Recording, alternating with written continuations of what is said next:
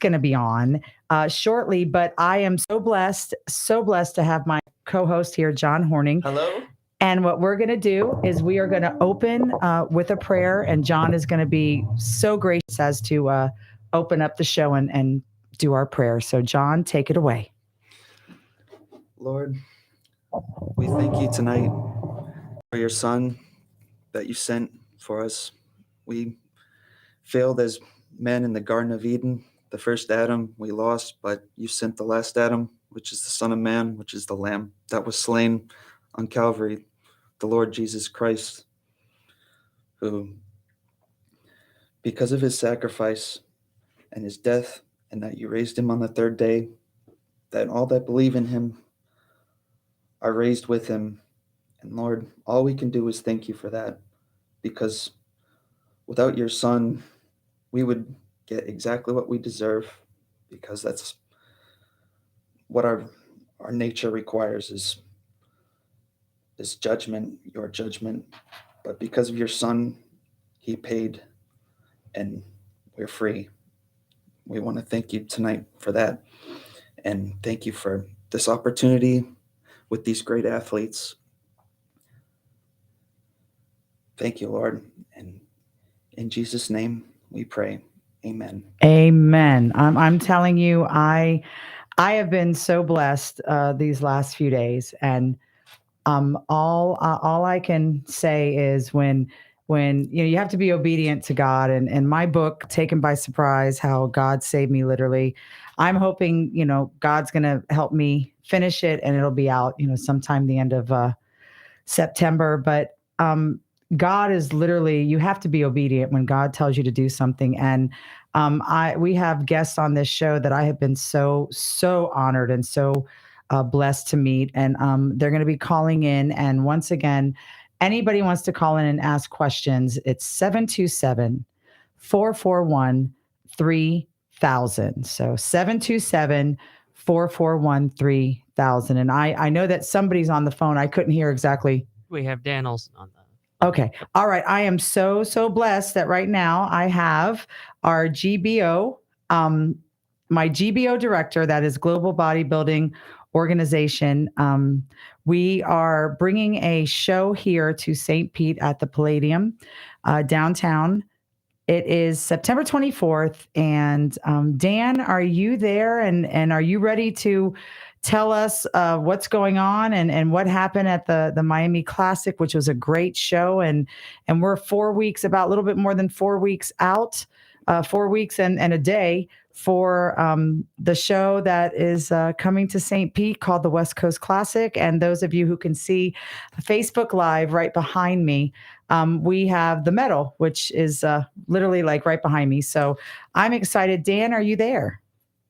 Yeah. Hey, Lisa V, how you doing? I'm just ecstatic. I couldn't even hardly sleep last night because of the guests that are going to be on. And I know they will be calling in shortly here. So I am just so excited. But please, if you would do me the honor to explain, about GBO, Bob Johnson being the president. But if you would give us a little bit of a background of GBO, how it got started and how it's taking over Florida, I would really, really appreciate it. Yeah, for sure. GBO started back in 2015. Bob Johnson and his wife, Laura, were challenged to make a better organization. So they did. And what it is, it's a great opportunity for athletes to No problem. in a friendly atmosphere, family friendly. And it just has grown from there. Geez, I think it's in 32 different countries now and continue to grow. We've got huge competitions. We got the Atlas with huge payouts. So things are going really well. GBO Florida started when I came down here about 4.5 years ago on a job offer I couldn't refuse, and just kind of happened to step in the right places at the right time. So we've came through some huge challenges through the, I'll call it what it is, the pandemic. I call it the scamdemic. But anyway, we've made it through there, and we've just come off of a weekend with a GBO Miami Classic. Tremendous show, kind of a small show, but the athletes were world class that stepped on stage. We got a couple pro cards that are also going to try to compete at the Atlas, and I think they'll hold their own. We currently have a Miss Atlas Beachbody right here in Orlando, Florida, and she's going to go retain her title, and hopefully we'll pick up a couple more titles and bring it back to Florida. And you're right, you touched on the GBO Florida West Coast Classic coming up September 24th right there at St. Petersburg. The Palladium Theater, which is a really cool venue. They are really going to accommodate for the athletes and the spectators as well. They're all excited about the lights and sound system that they're going to provide, and the refreshments that will be there. And it's just going to be a great atmosphere. We're going to put on a great show for the athletes and the spectators, and hopefully give out a couple more pro cards.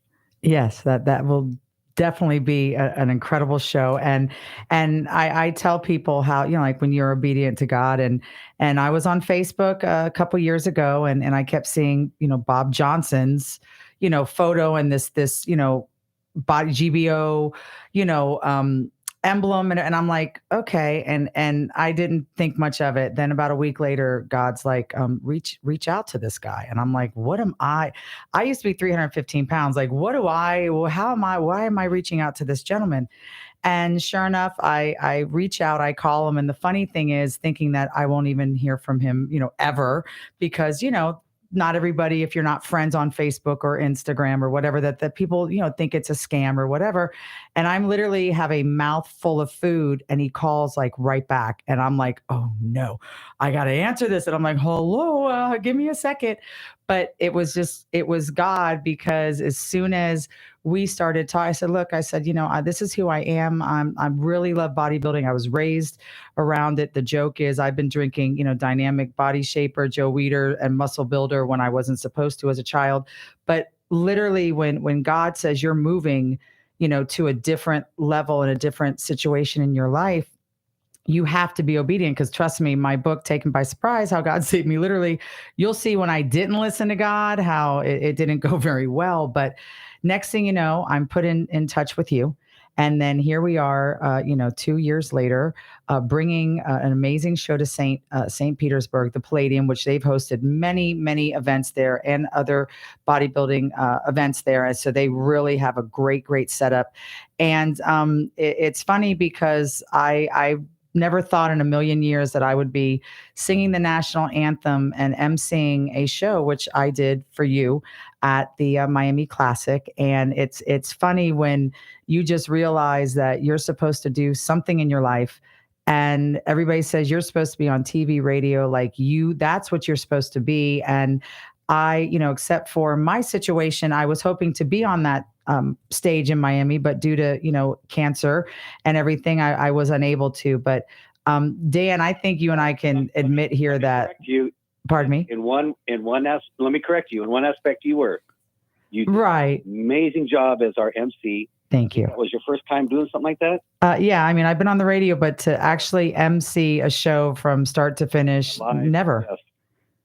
Yes, I will say you did a tremendous job, and can't wait to have you back at that podium again. Oh, I'm excited. I can't wait. But I'm even more excited. I couldn't sleep last night. John, my co-host, who his father, Joseph Avil, was actually, him and Corey Weber were on my first ever Getting Ripped show, along with football player Stephen Faulkner, and he's up playing arena football in Tennessee. But it's just crazy how, like, full circle, here we are. And due to, Joseph and Corey's schedule, they were, unable to make this show. And, John is here with me. And what I'm so excited about is, once again, a week ago, I'm scrolling through and seeing people's Facebooks and Instagrams, and God says, you need to reach out to this athlete, this, pro. I mean, like, I'm laughing. I'm like, God, are you serious? Like, do you see who this person is? Like, what are they going to do? they're not going to answer me. They don't even know who I am. I don't have a lot of people on Instagram. I have everybody on Facebook. I'm switching over. And God said, once again, do you not trust me? And I do. And I am so, so blessed. If I'm not mistaken, he is on the phone right now. I am like, ecstatic. But Sugar Sean Ray, are you there? I'm here. I hear some music. That is your music. I specifically made sure. Sugar, how'd you get so fly? All right now. Yeah. Sweet baby. I'm sorry. Say that again. We had a little bit of a bad connection. I'm sweet. That's why. Yeah, exactly.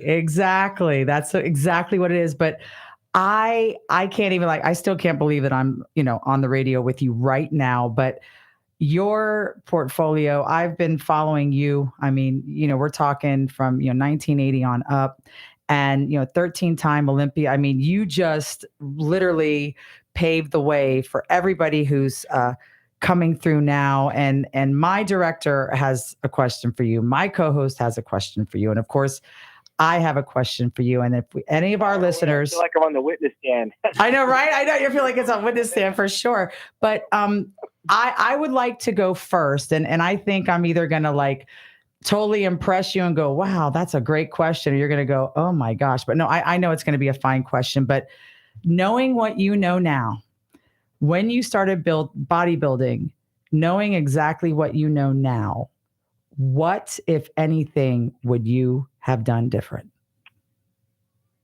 Well, I think it pretty much went according to the script. I don't know that I'd want to undo any of the episodes, adventures. I always kind of prefaced my contest experience as a journey. It's a journey from day one. You don't know what's around the next bend. This is a contest of subjective opinion where you don't control your fate, no matter how hard you train or how hard you eat or who you're working with. You don't control the outcome.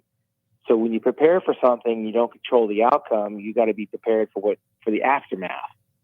And I put myself in a pretty good position from day one because I had the gift of gab coming out of the box. I was a historian, so I studied the sport of bodybuilding. I met all of my idols along my journey through the industry, and I was a sponge, read everything, watched everything, did everything from competing to training people, to promoting contests, muscle camps, sponsoring athletes, being a sponsored athlete, booking my flights and hotels, and setting my valuation for my appearance fees, whether they're seminars or guest posing or meet and greet. So I've done everything there is to do. I was a journalist.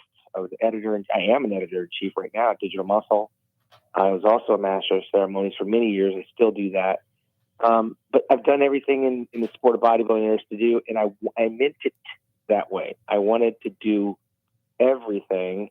The only thing I've never done is actually judge a show. As a competitor, there's nothing I can go back and do. I had a good sniff at the title, second twice in 94, 96. Spent my top 12 years in the top 5. I don't control where I placed, but I was in the hunt. I was in the fight, and I came up short against 3 guys that won the title 22 consecutive years. And when I look back at the people that were denied that title during those 22 years, there's a lot of Hall of Fame bodybuilders and some of my idols, Bob Paris, Lee Labrada, Mike Christian, Flex Wheeler, Kevin Levrone. None of these guys got a chance to walk away with that Olympia title. So me being denied of my dream of winning it didn't diminish the aspect of the journey. And that's where I made my relationships, where I made my money, created my livelihood, 21 years in retirement. I'm still here. I still love it. I'm passionate. With social media, we kind of control our own publicity, but we also get to hear the haters directly. Not everyone loves you in this industry when you are out there doing things. And I just enjoy the business of bodybuilding. So I wouldn't do anything different. Okay, great. I mean, no, that's exactly because, some people go, what I know now, but you're like, nope, exactly what I went through, the trials, the tribulations. And, as far as I'm concerned, and, this is my show, so I can say what I want. You were robbed when people are out there and a little bit controversial and may not follow the norm, because I've been researching, and sometimes in bodybuilding it's not what you look like, it's who and who's your sponsor, and all that. And sometimes that can be take away from the athletes that do deserve a title, but because they've spoken out or they've done something, they were unable to. But I know that Dan, you're still on the phone there, correct? Yes. And I know Dan, my promoter, has a question for you. So go ahead, Dan. Well, I had some other questions. I think I met Sean way back in the 90s, back in my early days as well. And always wanted to congratulate you and said that I looked up to you. But Thank you. Currently I'm part of the Global Bodybuilding Organization. I'm the Florida State Director. And I had other questions, but this one came up when you said that you didn't have a judging opportunity. And I want to send to you, if you have an opportunity to get to Tampa area, in St. Petersburg specifically, on September 24th, would you like to sit at a GBO judges panel and judge a nice little family-friendly atmosphere, but a world-class competition? Well, I appreciate that. I mean, the reason I said I have a judge is by choice. Judging was never been something I wanted to do. I've done everything from, like I said, writing, promoting, marketing, sponsoring. Judging's never been something in my wheelhouse that I felt as an individual could contribute to any type of real impact on the sport, because I admire all from first to last. And typically, if I'm sitting there watching a contest, my likes are vastly different. The girls that I like in bikini, for example, or even wellness, they never win. Some of the bodybuilders that I like in bodybuilding, they never win, because I like what I like. And I'm not a conformist. I don't really have the trained eye to specifically say he's better than this person when I actually like the things that I like. I like certain looks. I like certain physiques. When I say that, I'm very biased towards the artsy person. Like, I love Vince Gironda. I love Labrada. I love Bob Harris. You put anything up next to it, it's very hard for me to conform to some other opinions and mine gets thrown out. I'd be pissed off if I was a judge. I couldn't do it, so I never did it. Yeah, right. It would take the fun away I from get it, because for me. all your favorites are my favorites too, and I've kind of feel that same way. But when I sit at the judges table, because I do a lot of head judging as well, it's business. It's all about criteria, and you got to close out all your own feelings and all your own likes. And I can't do it.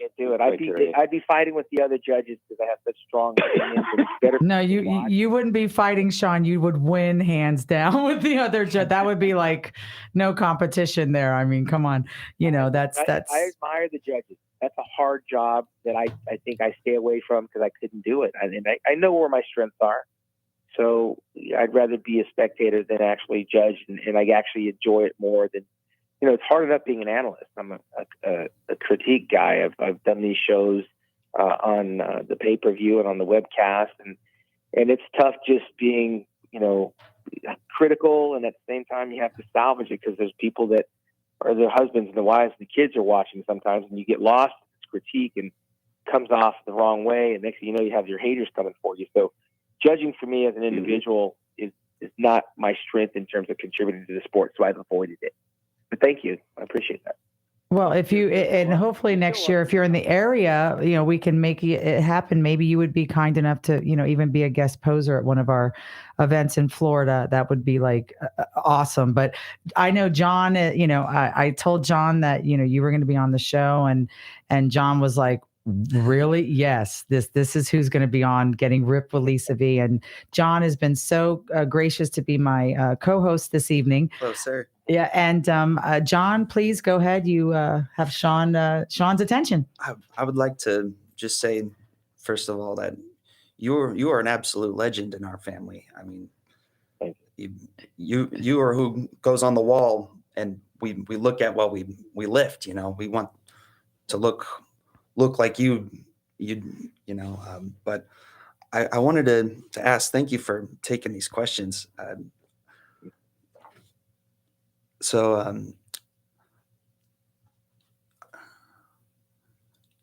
you'd mentioned some role models that you looked up to while bodybuilding. You mentioned Bob Paris. I did a little research before coming on, and Chris Dickerson and the aesthetic kind of looks. And I wanted to ask, do you see anybody in the classic physique divisions and these divisions that focus more on aesthetics that remind you of these guys like Bob Paris and Chris Dickerson, these aesthetic types? Do you see? Yeah, every once in a while I get taken back there. It's hard, and it's hard to find sometimes. Like music, it takes you back to a time and a place that you really could enjoy. Like the music I hear sometimes on the radio today, I can't get with it, so I've got to go back to classic rock or soft rock or slow R&B to really appreciate the beauty of vocals and singing instead of the hard banging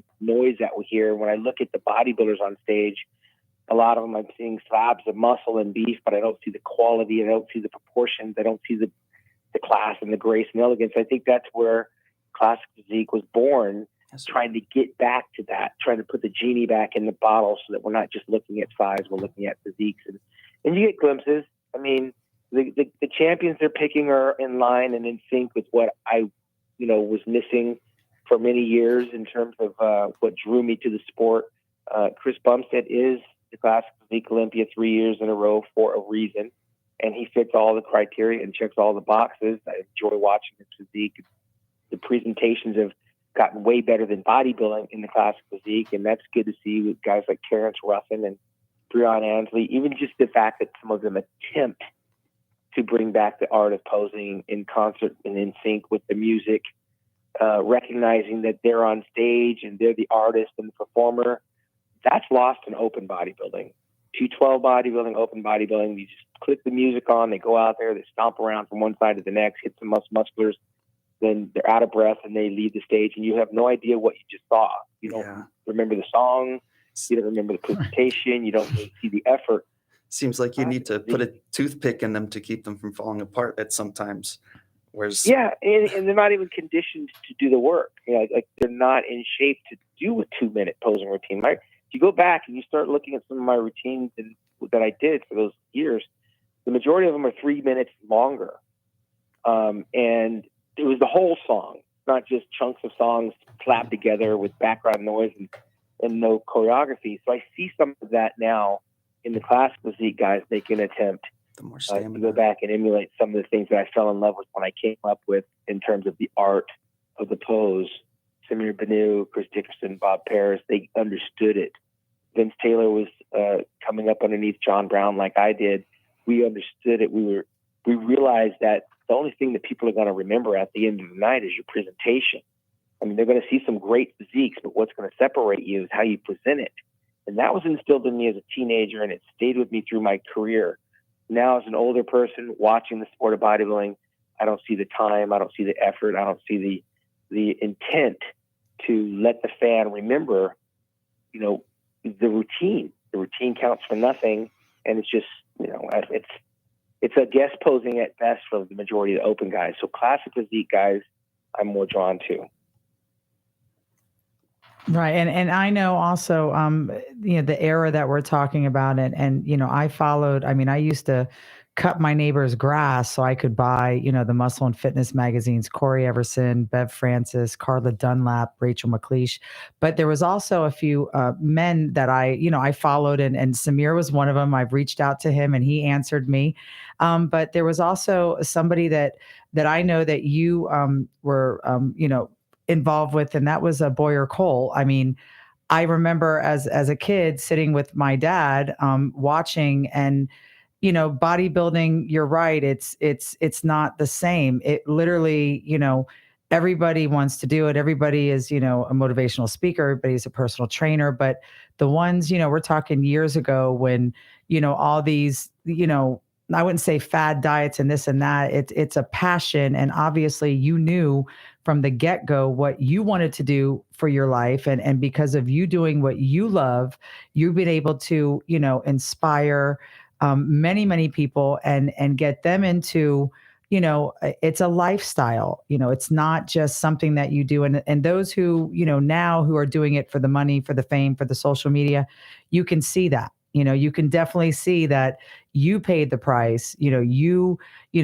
workouts, before all these, machines and everything, and it's, free weights and everything. But I do have, I'm excited because I have Iris Davis. She's one of the oldest bodybuilders in the world. She's a world record holder. Iris, are you there?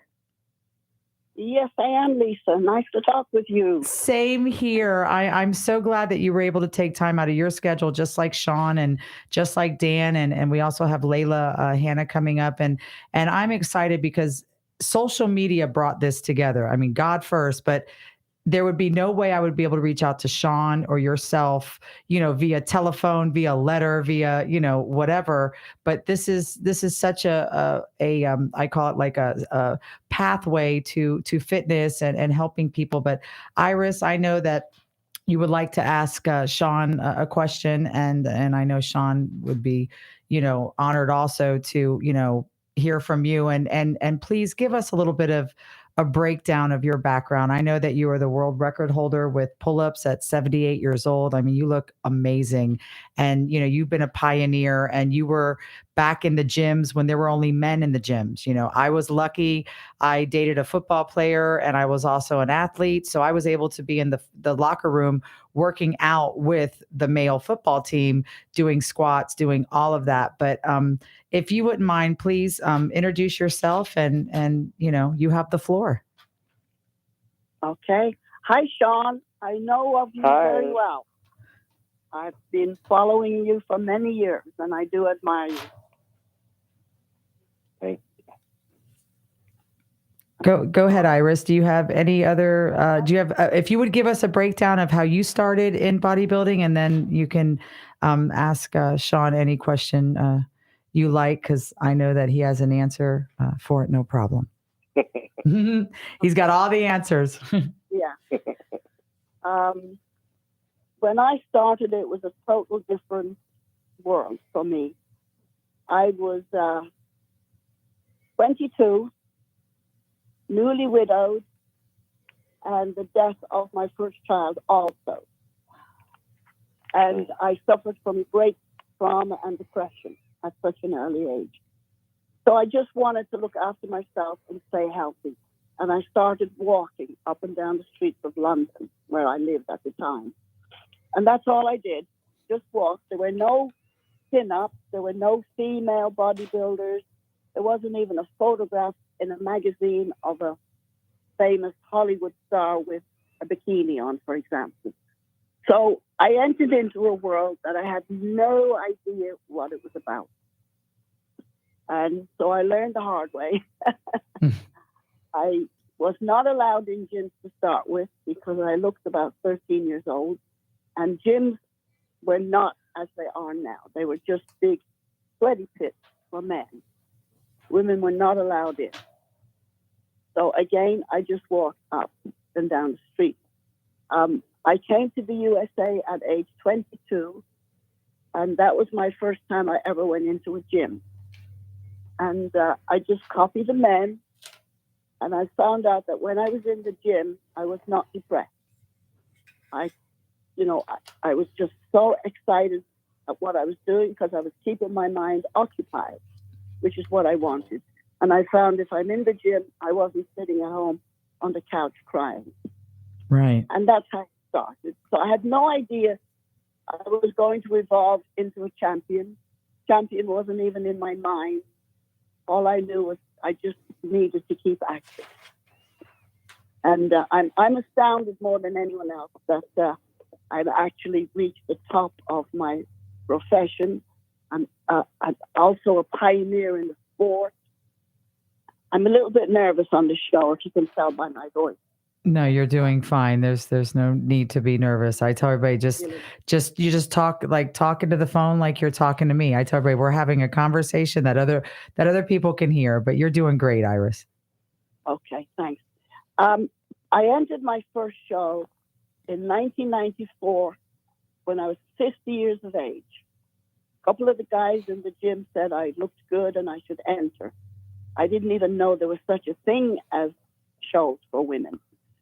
So I entered, and I had to compete with the men because they didn't have a category for me. Wow. So after the class, I was a class of 7 men, and I got second.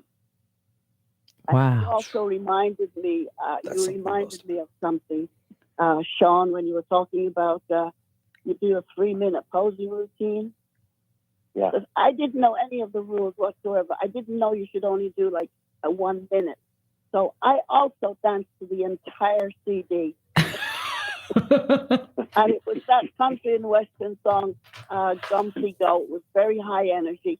And I danced to the whole thing. I laugh at it now and I look back. But that was my start. That was in 1994. And I did not compete again till I arrived in Florida in 1997. And I started competing then. I did my first show in 2001. And that very same year, I went on to win 10 titles, first place. I was always the Congratulations. oldest woman in the show, but I still, really just enjoyed what I did. And that was the only reason I did it.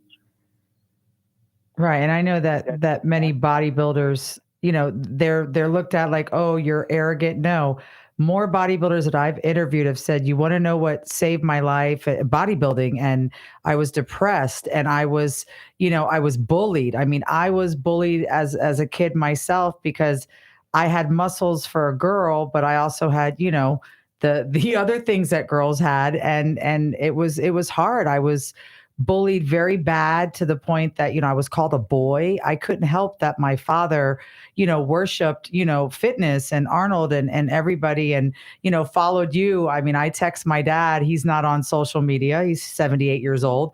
And I'm like, Dad, you're not going to believe who's on my show. And he's like, are you serious? Are you kidding me? Like, we had your magazine, Sean, and Iris. I was so lucky to meet you in Orlando. And like I said, you guys could admit they have the wrong perception of bodybuilders. They're not arrogant. Some of them literally are in the gym for 2 to 3 hours because it's what keeps them from PTSD, from, emotional circumstances. And correct me if I'm wrong there, guys. Correct. Oh, you're right on. Yeah. You're right on, I but found I'll my tell you my happy place experience with is a little women. bit.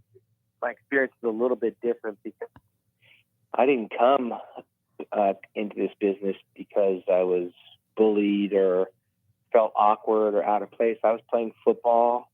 I injured my knee, and I joined the gym. And I ran into a bodybuilder by the name of John Brown, who's 2-time Mr. Universe, 3-time Mr. World, and he asked me what contest I was training for.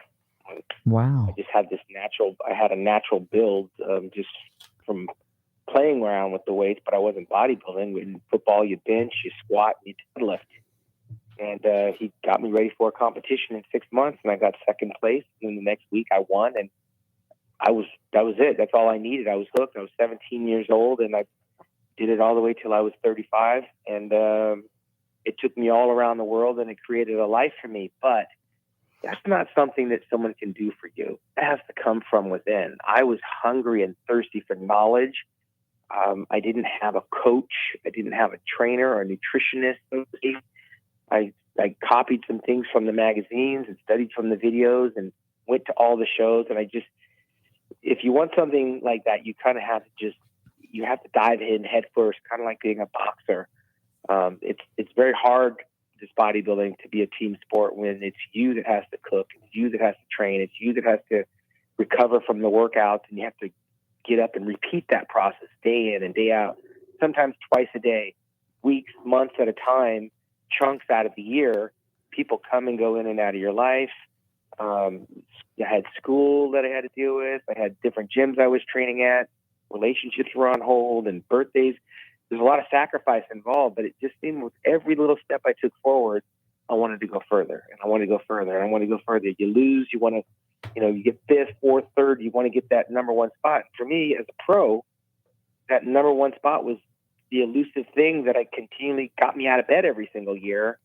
and I would just nip away at trying to get to that number one and hovering around second, third, second, fourth, second, fifth. That's how I was able to keep that career of 13 years competing in the Olympia. And the only reason I'm still around and relevant today is because it's a passion that I love. I give it all back to people I come across. Well, that's definitely for sure. I mean, like I said, I never would have thought, if you would have told me, a year ago, you're going to have, one of the most, renowned, you know, inspirational bodybuilders, people that you followed, which is Iris and you, on your show, I would have been like, yeah, okay. What are you drinking? And it's just, like I said earlier, you really have made a way for many athletes, Sean, that probably would not have got into bodybuilding if it wasn't for you continuously, 13 times, like you said, second, fourth, second, third, and you still kept going where, I've researched nobody else kept going. I've been researching it like, oh, no, because they won a few and then they were like, they were done. Okay. Yeah. I won this title. I won that title. And now I'm going to, build my family or do whatever. But when I say perseverance and because it's your passion and it's your love, you never stopped and you're still not going to stop. And I'm excited because, we share, birthday month, September 8th, mine, September 9th is yours. And I know that you are going to be involved in something in Las Vegas on or around your birthday, correct? Yeah, I'll be there. The Canadians, Mark Anthony, your first Olympia physique champion, and his wife, newlywed, Jen Dory, she's the reigning bikini Olympia winner.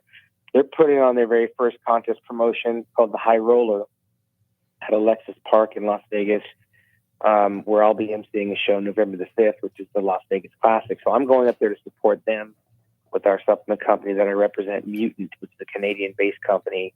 These are Canadians promoting this contest. So we're going to go up there and show them some love. But for Iris, I've been promoting the Sean Ray Hawaiian Classic in Hawaii for the past 6 years, and my sister has been there each time helping doing the cash register or registration or whatever. And she just turned 59 in June. And she told me when she turned 59, she says, I'm going to do your show, but I'm scared because I'm a little up there in age. I said, well, my masters, I have 35 to 45 and 45 to 50. So I'm going to create 55 plus so you can do the show. That means my sister's 59. She goes, I know, but I don't think there's going to be anybody competing. I said, why? So nobody competes. Oh, yes, there will. Iris will be there. I promise. Iris will be there. Well, I'm going to be on the show with one of the unicorns in longevity, and that was you. And I told her about you, and she got fired up and she's motivated. See, Iris, he told his sister about you, and now she's motivated. Like I said, the honor was mine in Orlando, Iris, to stand next to the most beautiful soul that I've ever met. And I mean, you smiled. I mean, it was, if I'm not mistaken, it was the Dexter Classic, correct?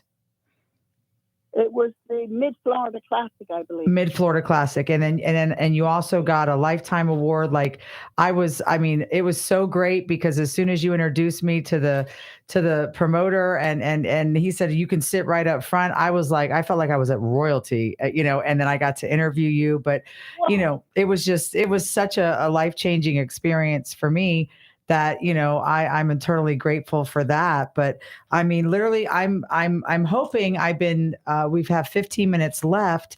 I know that John has a question for you, Iris, and hopefully our other guest, maybe something happened. There might be an issue with calling in.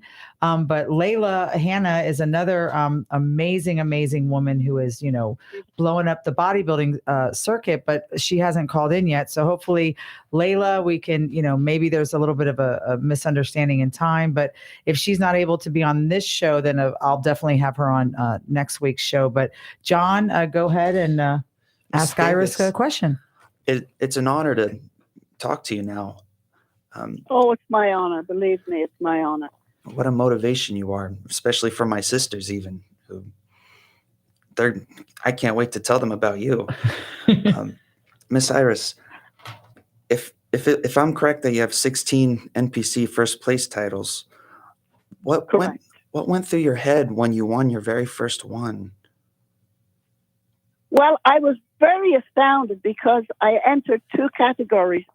I entered the mixed pairs with a guy who was 10 years younger than me. He was 47 and I was 57. I was the oldest woman in the show.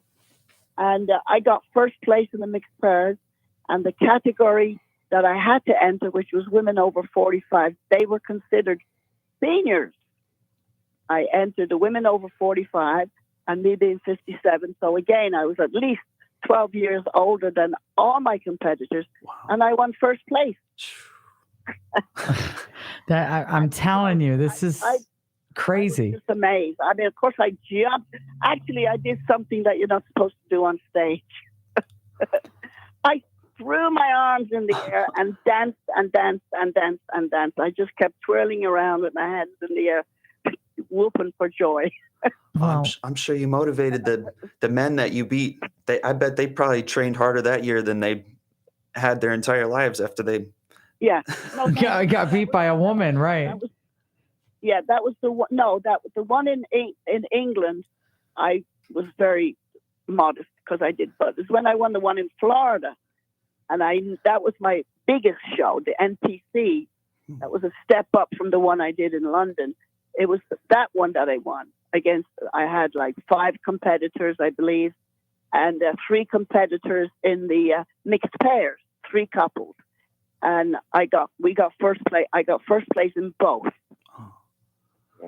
Wow. That was amazing. And That was amazing. And so- that very same year, I went on to win about 8. I can't really remember 8 or 9 more first places.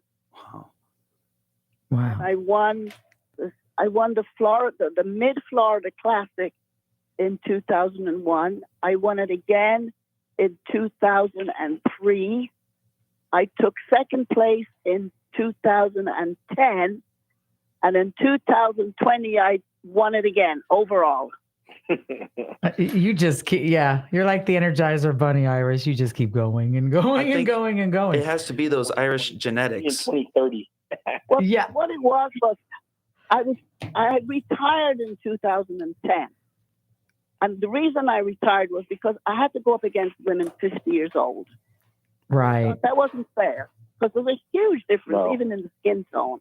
Right. And I thought, no, I'm not competing. But I never stopped working out. And I just kept working, and I've got my own gym, and I just kept training. I was doing great success as a trainer. I got 3 young men started into the bodybuilding world, turned champions into all of them. And I just decided I better write to the promoters. So I wrote to very progressive promoters, Tim Gardner and Deke Warner, if I may mention their names. And I told them, I said, look, I'm 76 and I can't go up against a woman who's 50. Right. So you need to, I said, the world needs to know, this is exactly what I wrote to them. I said, the world needs to know you can still build muscle when you're in your 60s Absolutely. and 70s. Because by now I'm 76. And they both just jumped at the chance and they said, you're on. They said, we'll give you your own category. So that was the very, very first time they put in categories for over 60. And now everybody's doing it. Yep. Everybody's doing it. Uh-huh. Look at you. Finally, Gary Udit. Yeah, finally, Gary Udit of the Nationals. I wrote to him a couple of times and asked him if he was ever going to do, seniors 45 was considered seniors. Well, by the time, a lot of women now have been training for 30 years, where with me it's 55. Wow. So they finally relented and they put on, and they had six ladies over 60 for the first time ever in the Nationals. 6 fantastic ladies, and the over 70s they had 2. Myself and some lady who's excellent, by the way, but she had just turned 70 about 2 weeks before. So I was the oldest. Wow. Well, Wow. But I went on to win it 3 months later. Well, I have a feeling Sean might, for his Hawaiian Classic, I would love for him to open up. Like you said, he's got the over for his sister. And I would be honored and gracious if I would be able to present a medal when Iris, wins the over 70 in your show, because I've been watching, and more people now are literally saying, why am I stopping bodybuilding? I mean, why? I'm still breathing. I'm above ground. Thank you, Jesus. But like I said, Iris, you literally have paved a way, just like Sean, for people to continue. And even though Sean, like he says, I've been retired, but now he's, speaking and emceeing and has his own show and his own supplement company. And I definitely, want to get with you, Sean, on that, because I definitely, I'm ready. The doctors are like, you know what? You just do what you feel, no matter what we tell you to do, you're going to do the opposite. And I want to definitely do this. But if you guys can hold on we have about another 8 minutes, but I do have to go to commercials here for just a few minutes, and we'll be right back on 106.1 FM. This is the Real Lisa V, getting ripped with Lisa V. This is the Tan Talk Radio Network. That's right. C'est La Vie Nail Salon, located at 1401 34th Street North. Phone number 727-873-7546. They're open Monday through Saturday, 9:30 to 7:30, and Sunday, 10:30 to 5:30. If you want affordable, clean, and a friendly nail salon, you definitely want to see C'est La Vie Nail Bar. Let me tell you about Redemption Auto Sales, located at 11001 Seminole Boulevard, Largo, Florida, 33778. Phone number 727-200-2468. Bad credit, no credit. If you want to get a great quality used car where they take exceptionally good care of you with great Google ratings, you want to definitely go see Kyle at Redemption Auto Sales. Hi, good evening, and let me tell you about Clearwater Beach's 24-hour fitness. They are located at 795 Bayway Boulevard, Clearwater Beach, Florida, 33767. Phone number 727-286-8918. Website clearwaterbeachfitness.com, and you definitely want to go there. Juan and Julie will take care of you, and you will look your best. This is the Tan Talk Radio Network.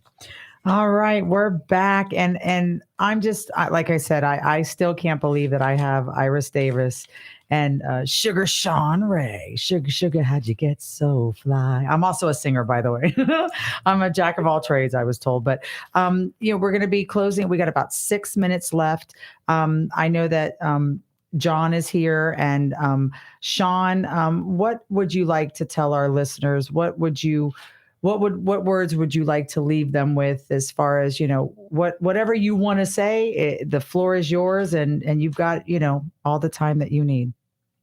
Yeah. Well, look, I mean, this is not a sport that rubs off. Like, it's either in you and it's something you want to do for change, whether it's for the better, to overcome confidence issues, weight issues, courage.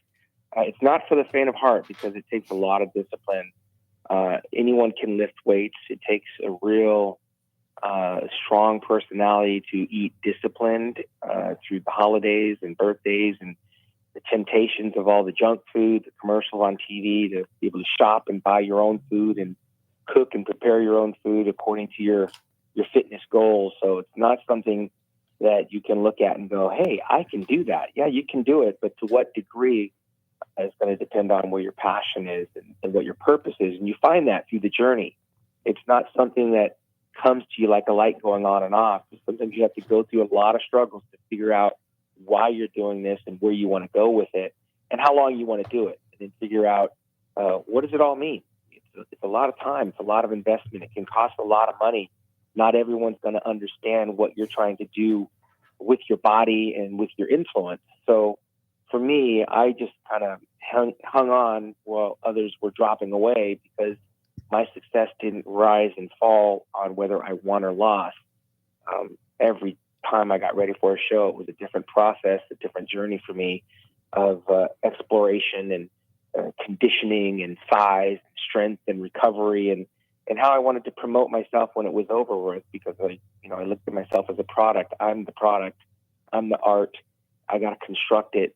And then I got to go out and market it and find a way to monetize it because I put so much into it. I needed to find a way to reward myself. And through the seminar circuit and having success against world-class athletes, I was able to do that for the past 3 decades.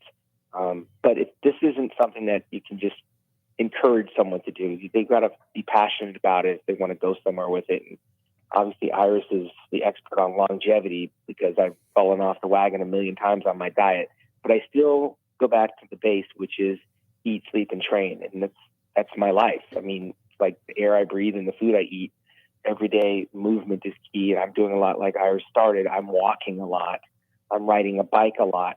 And I'm combining those two things with the physical fitness in the gym. I'm no longer bodybuilding. I'm exercising. And that's what you do when you retire from competition, because otherwise you can really go into the danger zone. And I don't want to tear a muscle. I don't want to injure my hip. I don't want to blow out my shoulder. So exercise and movement, my training's evolved for longevity and general fitness over bodybuilding. Right. And that's the thing is even though you're not competing anymore, it is your lifestyle. It's your passion. And that's what some people, I mean, I know I've had friends that, are competitors, and because their spouse didn't understand, when they got together, this is my life. And then sometimes, it doesn't, work as well because the spouse doesn't understand. And like you said, I had somebody tell me years ago, the one spoon can be the difference between 5th place and winning. One spoon of something that you're not supposed to eat can literally like wreck your whole diet that you've done for 6 weeks, 8 weeks. And I've seen a lot about, and this is something I also wanted, we have 2 minutes left, but I want you guys to give me a quick thing. I know that you've seen, I hate to say it in the news, a lot of bodybuilders have gone to I say to meet Jesus and be with God, but some of them do some things that are not healthy. And you two, I know for a fact, just from your years of experience, what would you tell an 18 and 19-year-old, bodybuilder who knows nothing, who really doesn't research it? What would you tell them? Like, hey, you can't do this. This is how you should do it. Iris, we've got about a minute. So if you would like to take that, I'd appreciate it. What would you tell, an 18-year-old how to get in this and do it correctly and not the way that, social media might be showing? Well, I think I would ask them, how long do they want to live? Because you don't have longevity if you take too many supplements, shall I just say. And it's not good for your heart or your liver or your health. And bodybuilding and competing is supposed to be about health and fitness. And a lot of times, my fellow bodybuilders are not really fit and healthy, but they're strong and they're big. And that's their desire. Right. Well, I've got 10 seconds left. I feel bad. It goes quickly, but Sugar Sean Ray, thank you so much for being here. Iris, thank you for being here. And Dan, the man, my partner, my promoter in this GBO, thank you for being on. And once again, John, my co-host, and over and out, the real Lisa V. WTAN, Clearwater. FM 106.1. WDCF, Dade City. FM 102.3. WZHR, Zephyr Hills. FM 104.3. Listen. In today's primary, CBS News projects incumbent Congressman Jerry Nadler wins the Democratic nomination for U.S. House in New York, defeating fellow incumbent Congresswoman Carolyn Maloney. In Florida, CBS News projects Charlie Crist wins the Democratic nomination for governor of Florida, defeating Agriculture Commissioner Nikki Fried in a primary. More from CBS's Natalie Brand. Crist will face incumbent Governor Ron DeSantis in the fall, who's considered a top contender for 2024's presidential race on the GOP side. DeSantis has pushed education as a major issue in recent local and national appearances. Floridians want our school system to be about educating kids, not indoctrinating kids. While his Democratic rivals have made abortion rights a key issue heading into November. In Oklahoma's Senate runoff, CBS News projects Madison Horn wins the Democratic nomination for U.S. Senate. Horn will face